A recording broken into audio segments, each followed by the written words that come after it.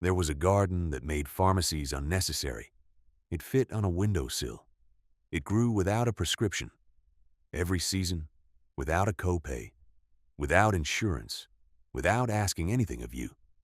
It produced enough medicine to treat pain, infection, inflammation, and insomnia under one roof. For 5,000 years of recorded human history, this is how civilization managed illness. Then in 1910, a single report, the Flexner Report, funded by the Carnegie Foundation and backed by oil pharmaceutical interests, redefined what medicine was allowed to be. Schools that taught plant-based and eclectic medicine were shut down. Over half of America's medical colleges closed within 20 years. Everything that could not be patented was declared unscientific. Everything that could not be sold through a licensed pharmacy was labeled folklore. The most comprehensive system of household medicine in human history was erased in 2 generations, not because it stopped working, because it could not be monetized. Today, a single pot can bring it back. The archive opens not in a forest or a laboratory, but in the most ordinary place imaginable. A single container, 18 inches across, a bag of well-draining potting mix, a patch of sunlight, a balcony, a porch, a south-facing window. That is all. What you are about to build in 10 minutes is a living medicine cabinet. 7 plants. Each one selected not because it is trendy, not because it looks good on a shelf, but because peer-reviewed science and millennia of unbroken clinical use confirm the same thing. These compounds work. They cover pain, infection, digestion, immunity, inflammation, skin repair, respiratory illness, anxiety, sleep. Everything your medicine cabinet has, this one pot can replace. The setup takes 10 minutes. The yield lasts a lifetime. Here is how to build it. Plant 1, thyme, the antiseptic. The first plant going into this container is thyme, and it is first for a reason. Thyme contains thymol, one of the most potent natural antiseptics ever identified. It is so effective that it became the primary active ingredient in the first commercially sold mouthwash. Before antibiotics existed, field surgeons soaked bandages in thyme-infused water to prevent wound infection. During the plague years, bundles of dried thyme were carried through the streets of Europe because people believed, correctly as it turned out, that it killed something invisible in the air. A 2011 study published in Medicinal Chemistry found thyme essential oil effective against 120 strains of bacteria, including antibiotic-resistant strains. Its antifungal activity against Candida species has been demonstrated in multiple peer-reviewed trials. But thyme is not only an antiseptic, it is one of the most reliable natural treatments for upper respiratory distress. A clinical study in Arzneimittelforschung found that a thyme-based preparation reduced coughing fits in bronchitis patients by 50% within 4 days, matching the performance of synthetic cough suppressants with a fraction of the side effects. 1 sprig in hot water makes a tea that opens airways, kills oral bacteria, and settles a raw throat. It grows in 6 inches of soil. It tolerates drought. It tolerates neglect. It asks almost nothing. Plant it at the edge of the container. Give it sun. It will outlive the pot you put it in. Plant 2, lavender, the painkiller. The second plant is lavender. Most people think of it as a fragrance. It is not. It is an analgesic. The active compounds, linalool and linalool acetate, cross the blood-brain barrier and modulate the central nervous system directly. A 2012 clinical trial published in Phytomedicine compared oral lavender oil capsules to lorazepam, a prescription benzodiazepine for generalized anxiety disorder. The result? Lavender performed equally, with none of the dependency, none of the withdrawal, none of the cognitive impairment, none of the refill cost. Topically, lavender oil has been shown to reduce pain intensity in post-operative patients. A study in pain management nursing found that patients who inhaled lavender after surgery required significantly less morphine. Nurses in burn units have applied it to minor burns for decades, not as folklore, but because clinical outcomes demanded it. Lavender is drought-tolerant, perennial, and thrives in the same poor, well-draining soil that time loves. It blooms from late spring through summer, and every flower head can be dried, stored in a glass jar, and used for months. Place it beside the thyme. They are natural companions in the container and in the body. A $7 plant doing the work of a $200 prescription. Indefinitely. Plant 3. Peppermint, the digestive. The third plant is peppermint, and it demands a warning. Mint spreads, aggressively, ruthlessly. If you plant it directly into a shared container, it will colonize every inch of soil and choke its neighbors. The solution is simple. Plant it in a small 4-inch pot buried inside the larger container, or give it its own vessel beside the main planter. Contain the roots. Respect the ambition. That said, there is a reason peppermint has survived in every medicinal tradition on Earth for over 3,000 years. It is the single most clinically validated plant-based treatment for irritable bowel syndrome ever studied. A 2007 meta-analysis published in the British Medical Journal reviewed 4 controlled trials and concluded that peppermint oil capsules were significantly superior to placebo in reducing IBS symptoms, cramping, bloating, urgency, and pain. But its reach extends far beyond the gut. Menthol, the primary active compound, is a proven topical analgesic and vasodilator. Crush a fresh leaf across your temples, and the headache you are about to take acetaminophen for will quiet in minutes. A controlled study in cephalalgia found that a 10% peppermint oil solution applied to the forehead was as effective as 1,000 milligrams of acetaminophen for tension-type headaches. One plant, unlimited tea, unlimited headache relief, unlimited digestive support. It grows so fast you will struggle to use it all. Contain it, respect it, and it will give you everything. Plant 4. Chamomile, the anti-inflammatory. The fourth plant is German chamomile, not Roman chamomile, German. The species is Matricaria chamomilla, and the distinction matters clinically. German chamomile contains apigenin, a bioflavonoid that binds directly to benzodiazepine receptors in the brain.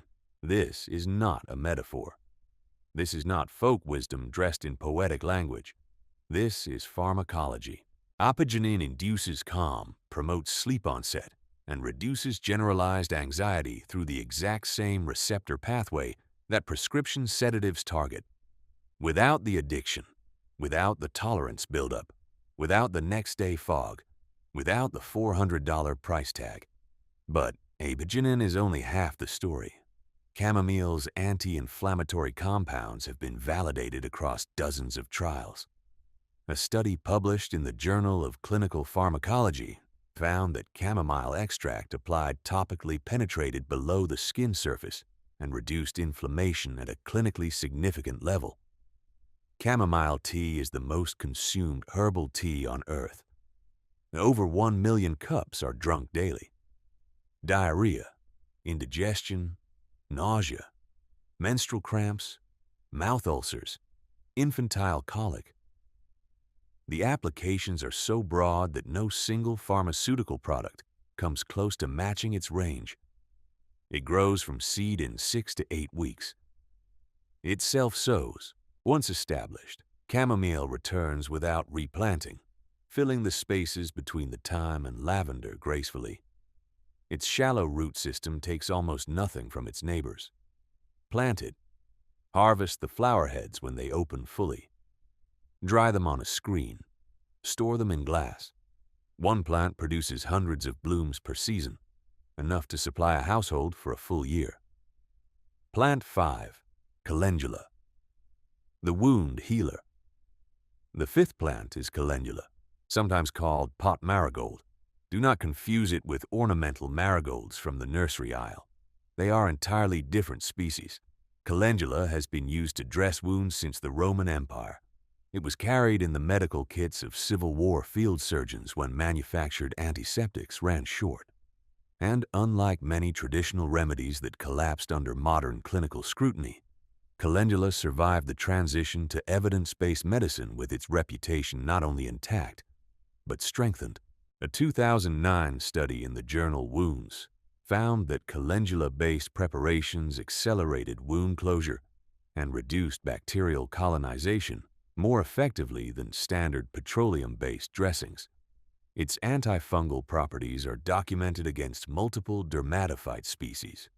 Burns, rashes, insect bites, minor lacerations, eczema, cracked heels. Calendula addresses all of them topically. The active compounds, triterpenoids, flavonoids, and carotenoids, stimulate collagen synthesis and accelerate tissue regeneration at the cellular level. It grows fast. It blooms relentlessly.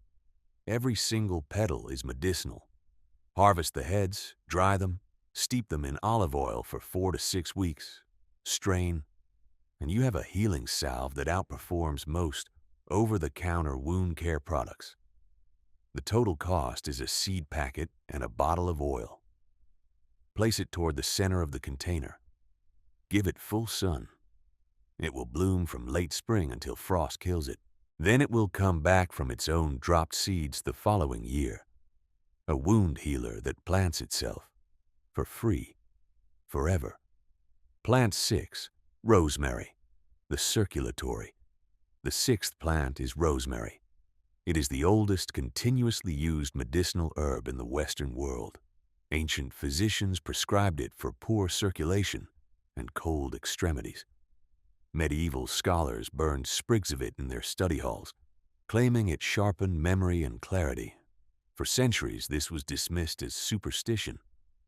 Then modern science measured it. A 2012 study in Therapeutic Advances in Psychopharmacology found that exposure to rosemary aroma significantly improved cognitive performance, speed of recall, and mood in test subjects. The compound responsible 1,8-cineol was detected in participants' blood plasma after inhalation alone, confirming it crosses into systemic circulation through the lungs.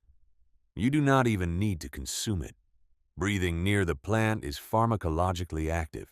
Rosemary contains carnosic acid and rosmarinic acid, two of the most powerful plant-derived antioxidants ever measured. It is anti-inflammatory. It is antimicrobial.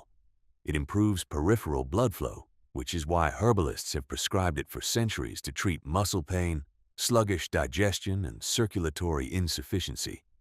A sprig in hot water. A branch rubbed between the palms and inhaled. A few needles crushed into a carrier oil and worked into sore shoulders. The applications are immediate and require no processing, no extraction equipment, no chemistry degree. Rosemary is a perennial. In mild climates, a single plant grows into a dense, woody shrub that lives for 20 years or more. In containers, it thrives in the same dry, well-drained conditions that lavender and thyme prefer. Planted at the back of the container, it will grow taller than the rest. Let it. It is the backbone of this garden. Plant 7. Sage, the immune anchor. The seventh and final plant is sage. Its Latin name, salvia, comes from salvare, to save, to heal. The Romans did not assign that name casually. Sage has been clinically demonstrated to reduce sore throat pain faster than many conventional interventions. A 2006 randomized controlled trial published in the European Journal of Medical Research found that a sage extract spray significantly reduced throat pain within the first 2 hours of application, performing comparably to a standard pharmaceutical throat spray. Its chemistry reads like an entire pharmacy wing: rosmarinic acid, camphor, carnosol, ursolic acid. It is antiviral. It is antibacterial. It is antifungal. A 2017 review in the Journal of Traditional and Complementary Medicine describes sage as one of the most broadly antimicrobial plants in the entire pharmacopoeia. But sage goes further than the throat. Studies have demonstrated improvements in cognitive function in both healthy adults and those with mild cognitive impairment.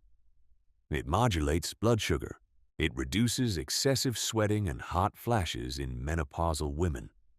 It was one of the 4 core ingredients in Four Thieves vinegar, the legendary preparation that grave robbers reportedly used to survive plague-level exposure in 17th century Europe. Sage grows in poor soil. It survives frost. It is perennial, returning stronger every spring. One plant produces enough leaves in a single growing season to supply a household for an entire year. Plant it beside the rosemary. They are cousins.